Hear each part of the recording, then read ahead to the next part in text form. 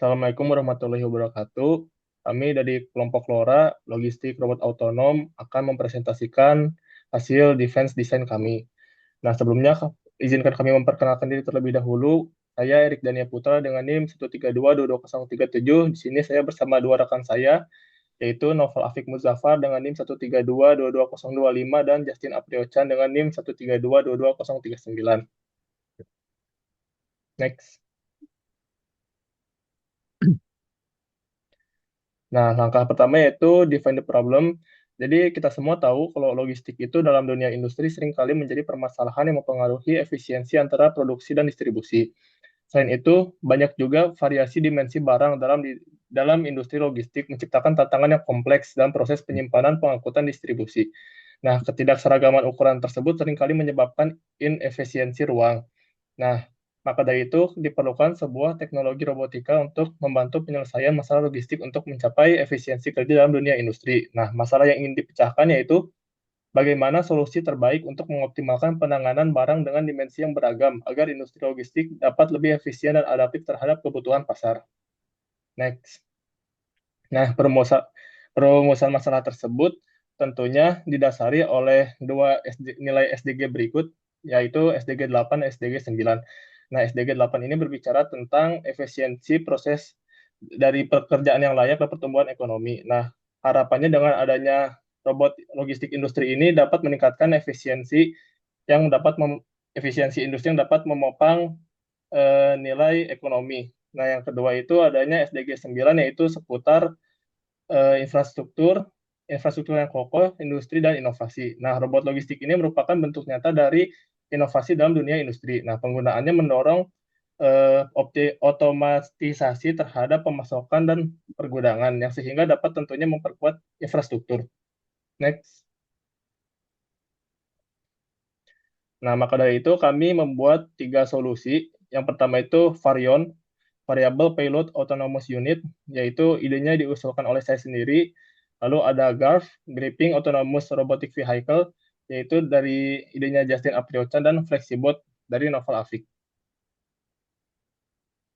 Nah, Varion sendiri yaitu merupakan robot otonom yang saya yakini ya robot yang handal dalam mengatasi masalah perbedaan ukuran atau dimensi barang logistik. Robot ini berbentuk mobil yang dilengkapi 2 konveyor untuk menaikkan barang dan meletakkan barang ke ruang muatan. Robot ini dilengkapi dengan sistem line follower sehingga tentunya membutuhkan sensor inframerah untuk mendeteksi jalur mobilisasinya. Tidak hanya itu, Varion juga dilengkapi dengan sensor load shedding di bawah konveyor pertama agar ketika ada barang yang menaiki konveyor, konveyornya berputar dan memasukkan barang ke ruang muatan. Next. Nah, berikut ada ilustrasi kerja dari robot Varion. Nah, dapat dilihat eh, keunggulan utama dari robot Varion ini yaitu adalah memiliki kemampuan untuk mengubah dimensi ruang muatannya sesuai kebutuhan. Nah, di sini kita dapat mengasumsikan bahwa dimensi box berukuran normal itu didefinisikan dengan luas permukaannya atau panjang kali lebarnya itu sekitar 5 meter kali 5 meter dalam kondisi ideal. Sedangkan dalam implementasi atau prototipenya kami berencana saya mengusulkan untuk sekitar 7 cm kali 7 cm. Nah, kalau misalnya boxnya berdimensi besar, saya mengasumsikan bahwa dalam kondisi ideal box berukuran besar ini berukuran 12 meter kali 10 meter dan dalam model implementasinya sekitar 15 kali 10 cm. Adapun value dari Varion yaitu fleksibel, efisien, cerdas, dan inovatif. Next. Nah, kemudian untuk robot kedua, konsep robot kedua itu adalah GARV atau Gripping Autonomous Robotic Vehicle.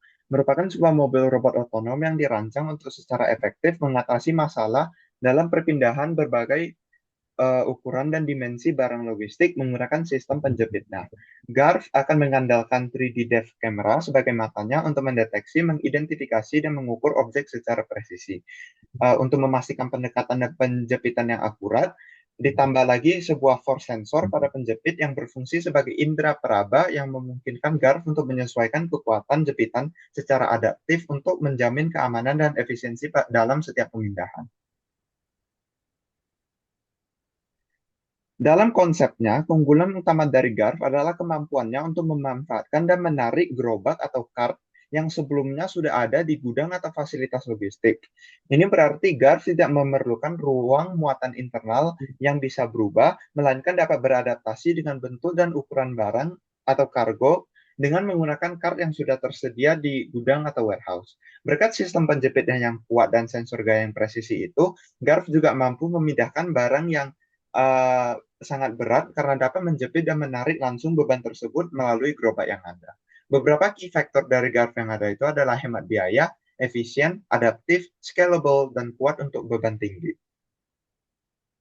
Kemudian yang ketiga ada FlexiBot. FlexiBot ini merupakan robot otonom yang dapat mengatasi masalah dimensi dari barang logistik yang beragam dan ingin dipindahkan. Robot ini berbentuk seperti mobil balok dengan permukaan datar dan dilengkapi sensor-sensor pendeteksi halangan dan dimensi barang. FlexiBot ini memiliki sistem otonom, yaitu sebuah mapping yang mana robot ini dapat mengetahui posisi koordinat dari robot tersebut dan juga koordinat tujuan di mana barang akan diantar. Secara konsep, robot ini memiliki magnet di setiap sisinya, sehingga robot ini dapat bergabung dengan robot yang lain sehingga dimensi bobot robotnya lebih besar dan dapat membawa barang yang lebih besar. Dengan mekanisme ini, robot dapat bekerja sama membentuk bentuk-bentuk dari barang yang berbeda-beda.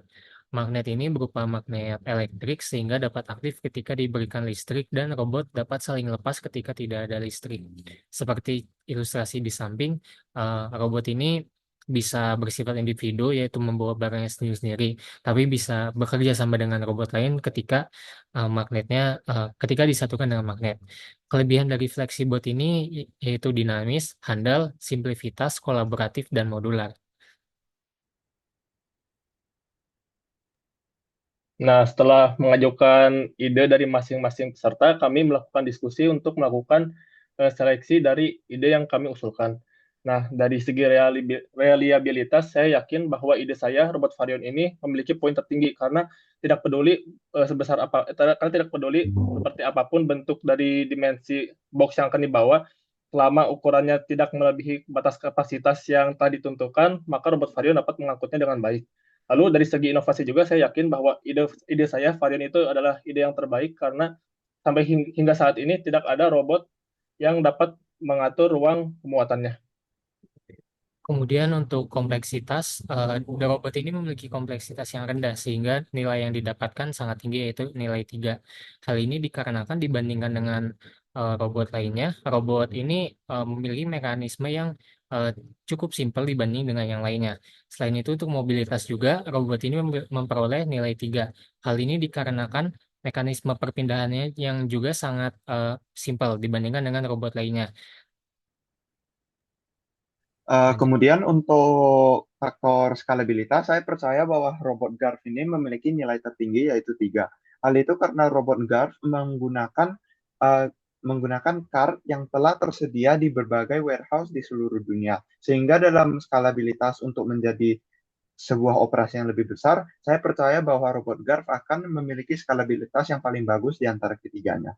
Kemudian untuk skala keamanan, saya percaya bahwa robot guard memiliki keamanan tertinggi. Hal tersebut karena kargo yang dibawa oleh robot guard itu dibawa di dalam sebuah kart dan ditarik secara langsung oleh robot tersebut dan tidak di atas robot tersebut. Sehingga risiko untuk jatuh atau tertabrak dengan barang lain sangat kurang. Sehingga saya percaya bahwa memiliki keamanan yang tinggi.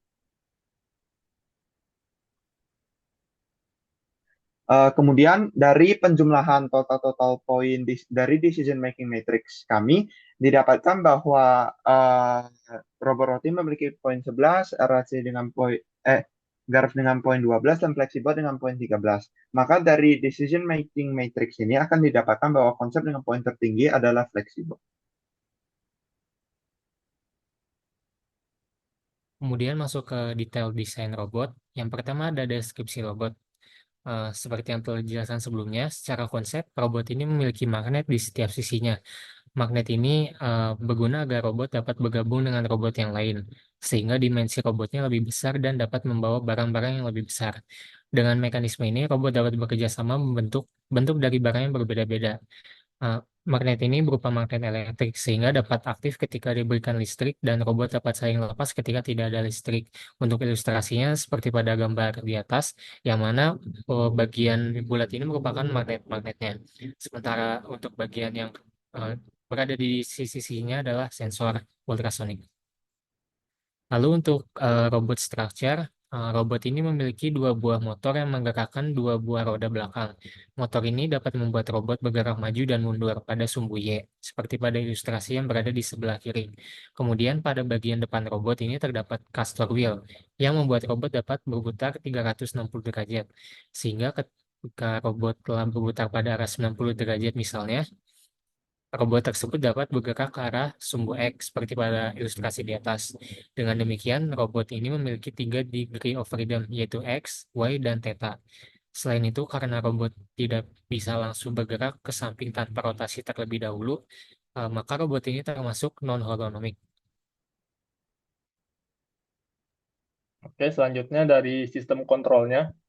Sistem kontrol yang digunakan oleh robot FlexiBot ini berbasis microcontroller atau microcontroller base, yaitu dengan menggunakan Arduino Uno R3 sebagai sistem kontrolnya untuk mengatur seluruh proses, dimulai dari pembacaan data dari sensor, navigasi, hingga proses mendeteksi rintangan yang menghalangi. Nah, sedikit datasheet yang diperoleh yaitu prosesornya menggunakan Atmega 328P dengan kecepatan 16 MHz, terus terdapat 14 digital input dan output, di mana 6-nya sebagai PWM output. Lalu terdapat juga 6 analog input. Next. Kemudian ada sensor yang pertama, digunakan sensor ultrasonik. Sensor ini digunakan supaya robot ini dapat membaca apakah ada penghalang di depan robot tersebut. Sensor ultrasonik ini menghasilkan sinyal. Ketika sinyal menabrak sesuatu di depannya, maka sinyal ditangkap oleh robot dan robot dapat mengetahui bahwa ada sesuatu di depannya, seperti pada ilustrasi di atas. Nah, pada robot ini terdapat 4 buah sensor pada masing-masing sisinya. Kemudian sensor yang berikutnya adalah sensor inframerah. Sensor ini terletak di bagian atas robotnya, tepatnya pada permukaan yang datar. Sensor ini bekerja dengan cara memancarkan cahaya inframerah. Kemudian apabila terdapat halangan di atasnya, maka cahaya tersebut terpantul dari sesuatu yang ada di atas tersebut dan ditangkap oleh LED satunya. Sehingga karena sinyal yang tertangkap ini menjadi indikator benda yang dibawa dimensinya lebih besar dari robot ini. Dan sensor ini memiliki terdapat 4 buah sensor pada tiap sisi dalam robot ini. Selanjutnya ada mechanical system. Untuk lokomosi sendiri, robot ini terdiri dari 2 roda penggerak dan 1 buah roda bebas atau castor wheel. Roda pada robot ini dapat berputar searah jarum jam dan berlawanan arah jarum jam, tergantung dengan polaritas tegangan yang diberikan oleh motor. Next. Nah, kalau misalnya tegangannya positif, misalkan polaritasnya positif, maka roda akan bergerak maju, sedangkan kalau polaritasnya negatif, roda akan bergerak mundur. Nah, kemudian untuk mekanisme berputar dari robot ini, yaitu dengan membuat satu roda bergerak maju dan satu roda tetap diam atau bergerak mundur. Dengan demikian, mekanisme ini seakan-akan membuat robot berputar pada poros roda atau seperti menggunakan konsep dari momen inersia. Next. Kemudian untuk intelligence capabilities dari robot ini, yang pertama adalah control architecture. Dapat dilihat pada diagram pertama ini akan terdiri dari beberapa sensor dan modul yang akan digunakan pada robot ini. Secara konsep, otomasi dari robot ini salah satunya adalah menggunakan sensor ultrasonik dalam mendeteksi penghalang di depannya.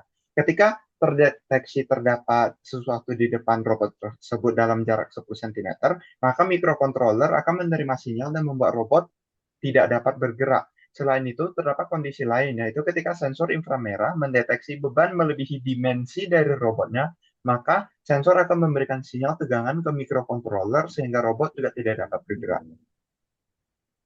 Dapat dilihat, berikut adalah flowchart cara kerja dari robot ini. Dimulai dari, saya akan menjelaskan, pertama akan mulai, kemudian akan menerima sinyal high atau low dari inframerah, kemudian data jarak dari sensor ultrasonik.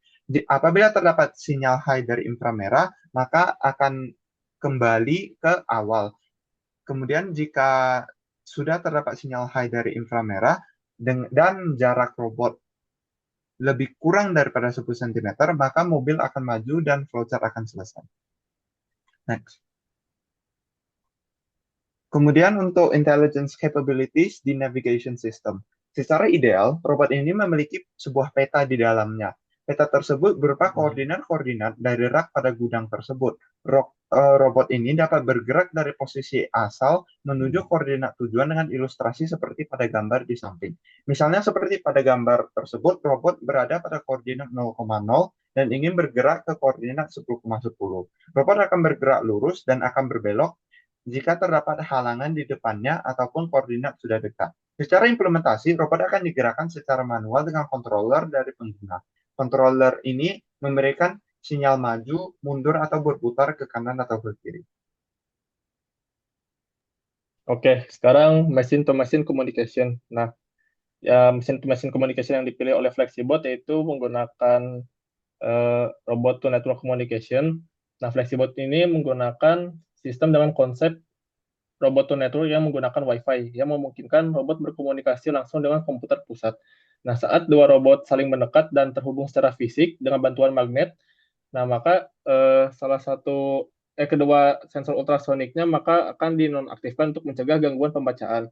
Sistem ini memungkinkan koordinasi tugas yang efisien, pengurangan konsumsi daya, serta peningkatan akurasi dalam navigasi dan pengelolaan muatan logistik secara kolaboratif. Kemudian pada bagian user interface. Secara konsep, user interface ini berfungsi untuk dapat mengoperasikan sekelompok robot mobile yang bekerja sama dalam mengangkat suatu barang. Layar atasnya akan menampilkan informasi penting seperti jumlah robot yang aktif, sementara garis outline hijau yang terlihat di layar memiliki fungsi ganda. Fungsi pertama adalah sebagai penanda bentuk gabungan dari formasi robot, sekaligus sebagai indikator batas dimensi maksimal untuk barang yang akan diangkat agar robot tetap aman dan stabil. Operator kemudian dapat menggunakan panel kontrol dengan tombol panah di bagian bawah untuk menggerakkan seluruh formasi robot secara serempak ke arah yang diinginkan. Kemudian untuk working environment dari mobile robot ini, lingkungan kerja ini adalah sebuah gudang otomatis di mana setiap lokasi dipetakan dengan sistem koordinat. Secara konsep, robot dapat melakukan mapping untuk menentukan jalur yang sesuai untuk memindahkan barang, seperti yang diilustrasikan pada gambar di samping. Saat robot bergerak mengikuti jalur yang telah ditentukan ini, ia secara konstan akan menggunakan sensor ultrasonik untuk mendeteksi penghalang dinamis yang tidak ada di peta. Misalnya pada working environment akan ada staff yang sedang berjalan atau robot lain yang sedang berhenti. Jika sensor mendeteksi adanya rintangan, robot akan secara otomatis berhenti sebagai mekanisme keamanan utama, lalu akan berputar ke kiri atau ke kanan untuk mencegah tabrakan, dan kemudian hanya akan melanjutkan perjalanannya setelah jalur kembali aman.